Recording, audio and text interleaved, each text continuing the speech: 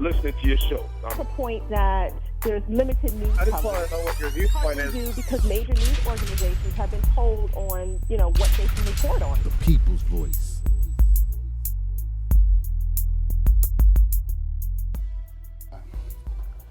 Welcome back. Welcome back. This is the people's voice. I am Trey Evans, and I am the people's voice. And so today I wanted to focus on, well, first of all, let me explain I'm not at my home studio, as some of you guys can see. So I know it's been like over a month, but I've been like extremely busy. So I've just been trying to plug in where I can to, get some of these podcasts done. Hopefully July is around the corner. Things will slow down for me, and I'll be back in the home studio.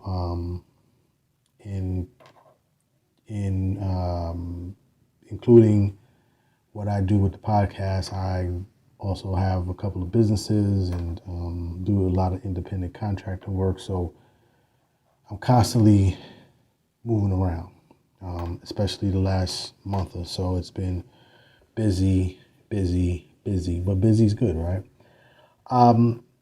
So today, first of all, if you're enjoying the show, hit me on my socials. You can reach me at I am Trey Evans. On Instagram, I am Trey Evans.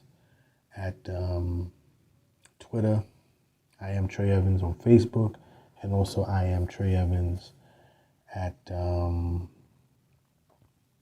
Facebook, and Instagram.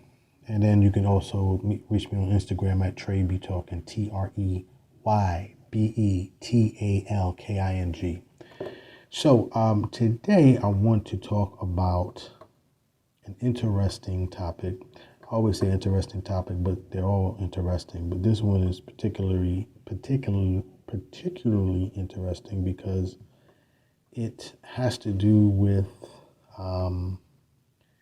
immigration. And as you can imagine, when I say immigration, here in the United States, the constant conversation about immigration usually takes place or is surrounded in issues at the southern border, right? The border of the United States that houses between Texas and Mexico, Arizona, New Mexico, California, in that region. Usually when you hear immigration and immigration conversation in the United States, it's usually surrounded in those areas. But today I'm actually going to talk about an interesting form of immigration that's taking place. As with most subjects that I cover, it's not getting a lot of conversation. So, I want to use my platform to shed a light on these type of topics. So the immigration that I'm talking about is Americans who are actually leaving America and heading to Mexico. I know for some of you, this is the first you've heard of this. I caught wind of it a couple of years ago, but I recently saw a new piece from CNBC. CNBC did a piece recently about the migration of Californians to Mexico. So, it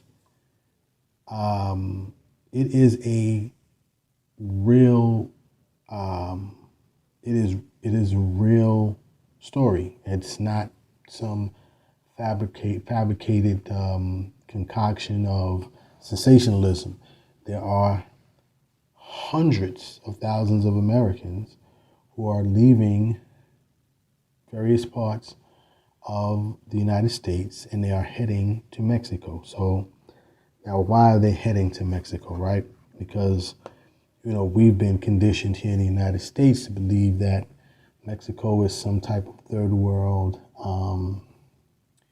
country, and that, everyone from the South America area, including Mexico, want to come to the United States, to the land of milk and honey. So why would Americans who are already here be wanting to reverse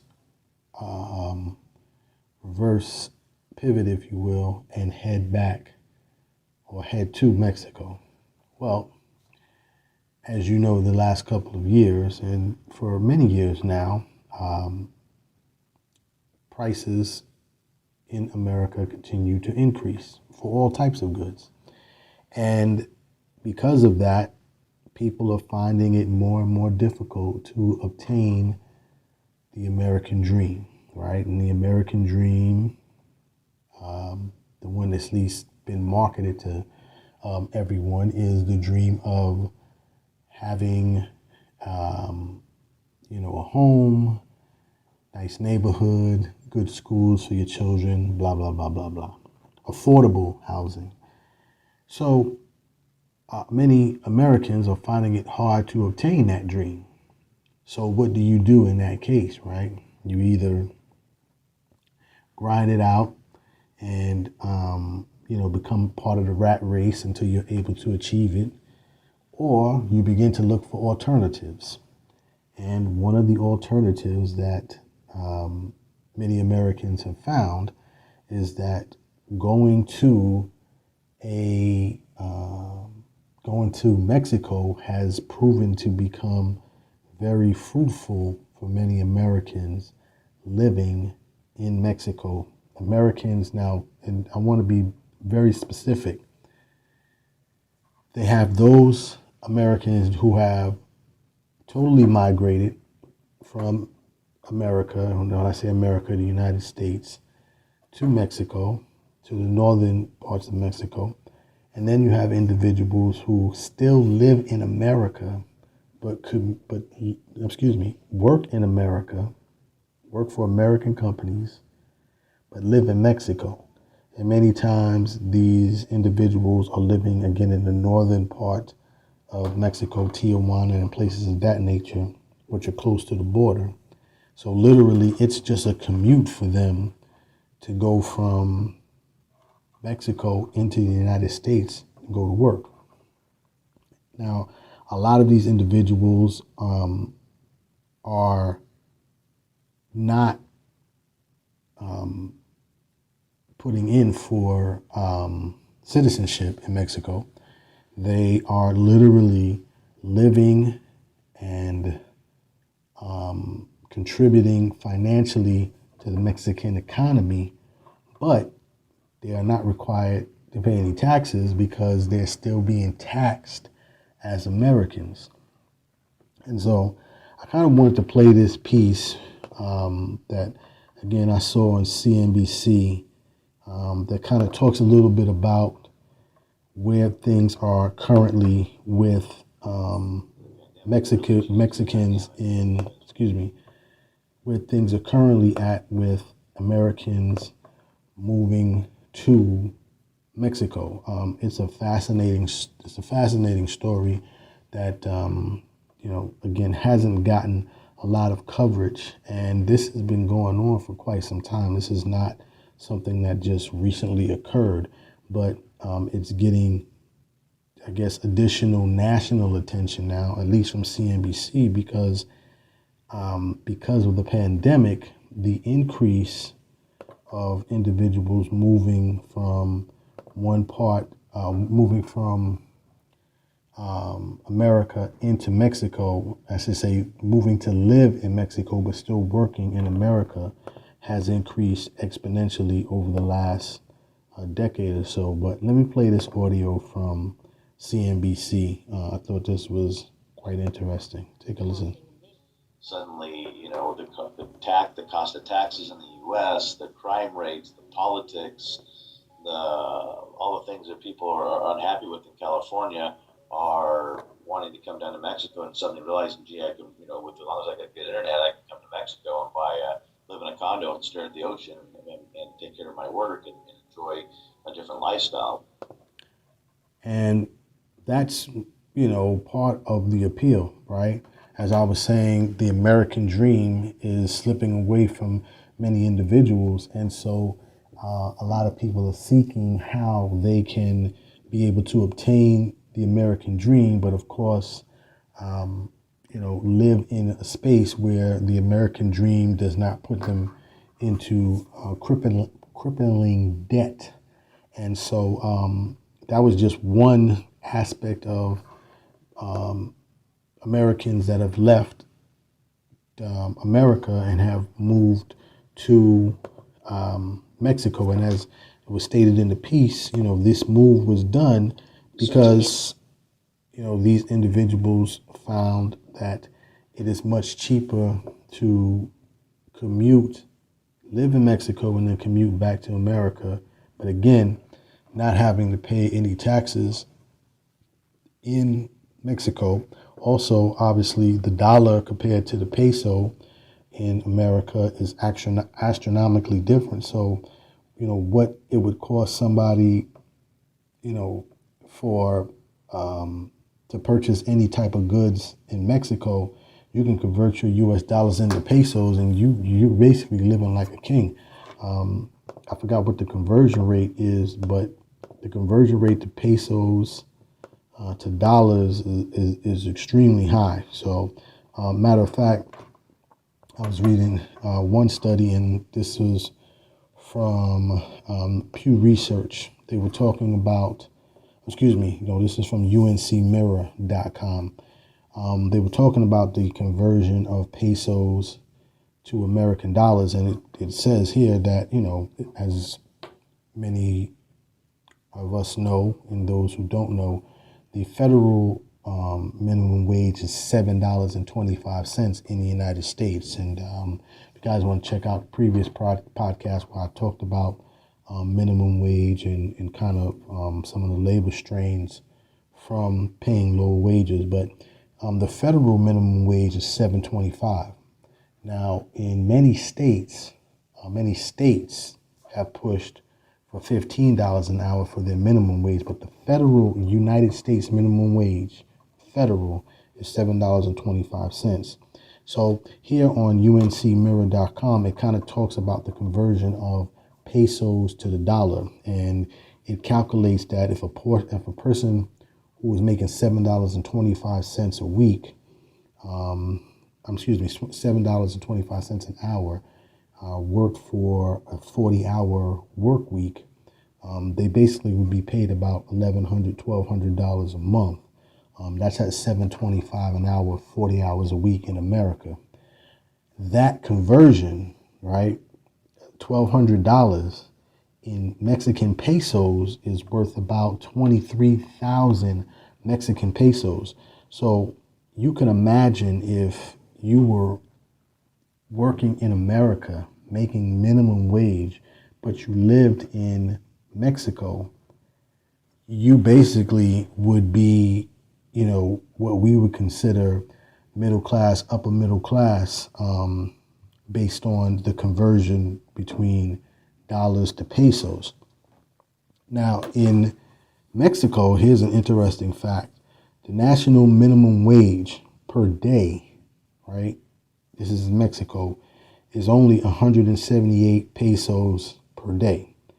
And that's roughly about 5,000 pesos per month, which equates to about $260 in American dollars. So 5,000 pesos is about 255, 260 US dollars. So once again, when we question why are people leaving the United States to live and going to Mexico, here's a clear example why. In terms of being able to have your money go much further, this is, one of the main driving facts of the reason why people are going to Mexico from the United States. again, everything is much cheaper. Not only is the housing cheaper, but food prices are cheaper, obtaining a vehicle is cheaper, phone service is cheaper. So all around, it's, a pretty big cost savings for many Americans. There was some research done by BBVA, and, when many of these Americans move into these northern parts of Mexico, what happens is that the value of those properties goes up astronomically, right? It's almost, not almost, but it's just like the process of gentrification here in the United States. And what happens is that a lot of times, as the value of those properties rise, it basically prices out the citizens or the locals of those areas, and then they have to move on. Again, there was research done by BBVA, and it estimates about 40% of Mexico's population lives in poverty. And out of that 40%, 8.5% live in what they call extreme poverty. Now, again, poverty, excuse me. We're talking about poverty in Mexico. And, I've often said many times, if you travel enough, the poverty level that we talk about here in the United States compared to other places in the world is like night and day. We might look at poverty based on certain neighborhoods compared to maybe suburban neighborhoods or upscale urban city neighborhoods. But when you start to look at poverty in other countries compared to poverty in the United States, it's night and day. But again, so it's estimated that 40% of Mexico's population lives in poverty. So Mexico is so cheap. And the reason Mexico is, considered cheap, right? Obviously, to an American who's making the trek over to Mexico to live, is because almost half of the population lives in poverty. So, obviously, tax revenues and property values and things of that nature are not going to be that high when almost half of your population is, living in poverty. And a lot of these immigrants, began to come, again, a lot of the American immigrants, I know it's strange to hear American immigrants, went to Mexico during the pandemic, right? Things got a little bit more flexible in terms of working, and opened up opportunities for many people to work from home, which gave them the opportunity to totally pick up and just move to Mexico. But I want to play one more clip from CNBC that talks a little bit about the migration of Americans going to Mexico, and then we'll wrap up from there.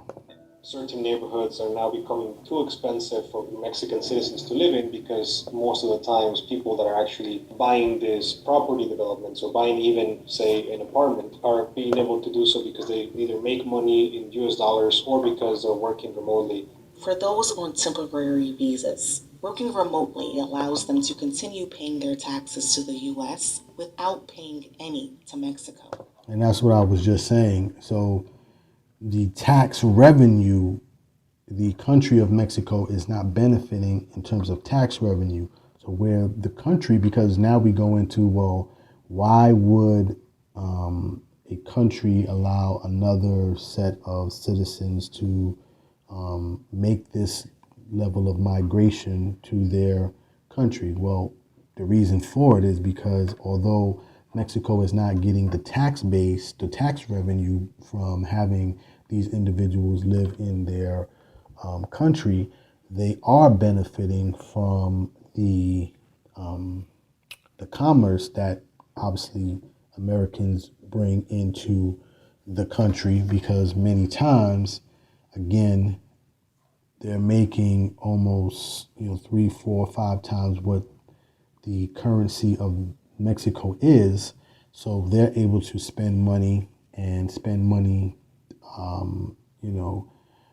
spend money at will, right? So there's really no barrier to how much money they'll spend. But the reason why Mexico allows this to some degree is because it is a financial benefit to the country of Mexico, which ultimately in any country that you go to, it is money that kind of runs the day.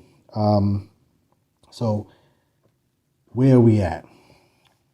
The migration of Americans going to Mexico has to be a topic of conversation, right? Because as many of us know, citizens of the United States, there is so much controversy and conversation surrounding when the migration is in reverse.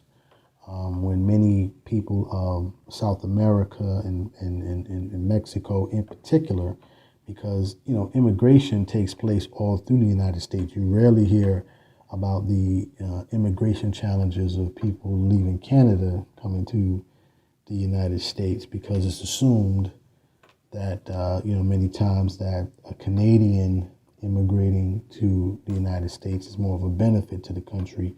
And even though on the East Coast of the United States you have a lot of immigrants from Cuba and from many of the Caribbean islands, many of the African countries that come to the United States, there has been for decades now a constant push about immigration that comes from the southern parts of our border. So where are we at now? So I feel that with this level of immigration that is taking place from America to Mexico, if I was a citizen of Mexico and a lawmaker in Mexico, I would begin to draft some legislation that would require these individuals to have to, participate not just from a commerce standpoint, but also from a tax-based standpoint. I wouldn't allow, American citizens to kind of use, the country as kind of their escape, if you will, not escape, but kind of their playground to live out their fantasies and their dreams without having to pay the cost for living there.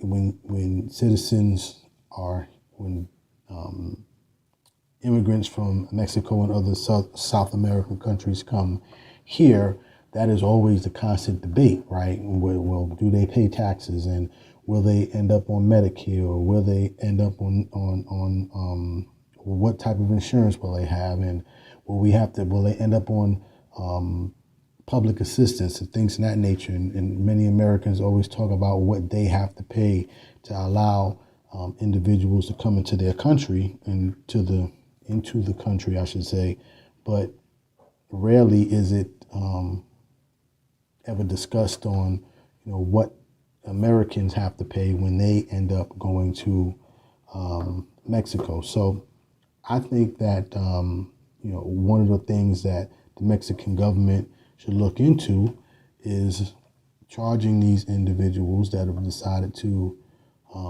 work in the United States but live in Mexico.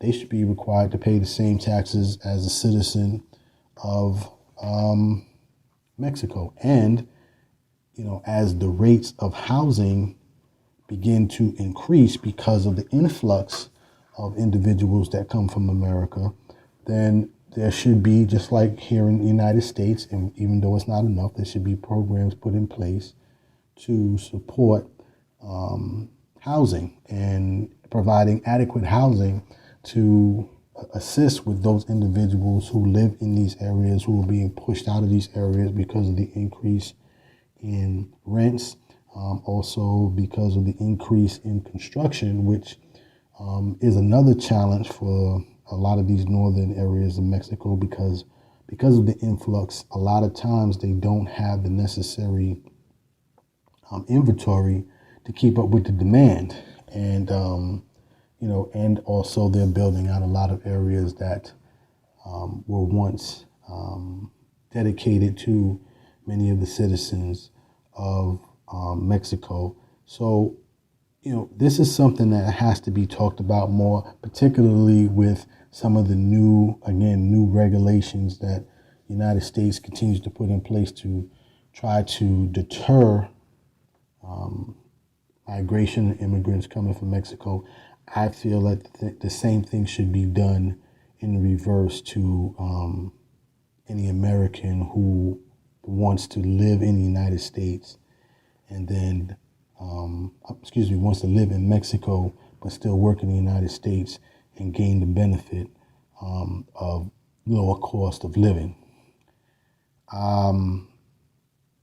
So that's my time today.